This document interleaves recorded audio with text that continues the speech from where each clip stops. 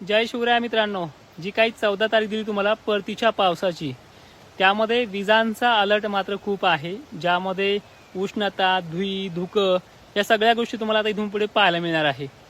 उद्याच्या 9 तारखेला 10 तारखेला बीड जिल्ह्यामध्ये स्थानिक वातावरणाचा वळिवाचा पाऊस लातूर, नांदेड, यवतमाळ, हिंगोली, जालन्याच्याही उत्तरेकडील बाजूंना परभणीसह बरसणार आहे.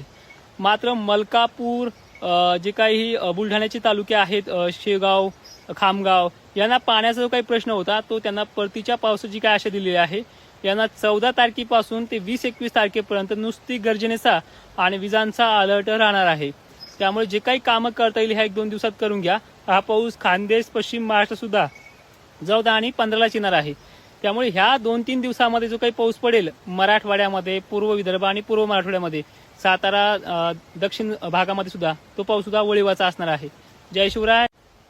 जय शिवराय मित्रांनो, जी काही 14 तारीख दिली तुम्हाला परतीच्या पावसाची, त्यामध्ये विजांचा अलर्ट मात्र खूप आहे, ज्यामध्ये उष्णता, धुई, धुकं या सगळ्या गोष्टी तुम्हाला आता इथून पुढे पाहायला मिळणार आहे. उद्याच्या 9 तारखेला 10 तारखेला बीड जिल्ह्यामध्ये स्थानिक वातावरणाचा वळिवाचा पाऊस लातूर, नांदेड, यवतमाळ, हिंगोली, जालन्याच्याही उत्तरेकडील बाजूंना परभणीसह बरसणार आहे. मात्र मलकापूर जे काही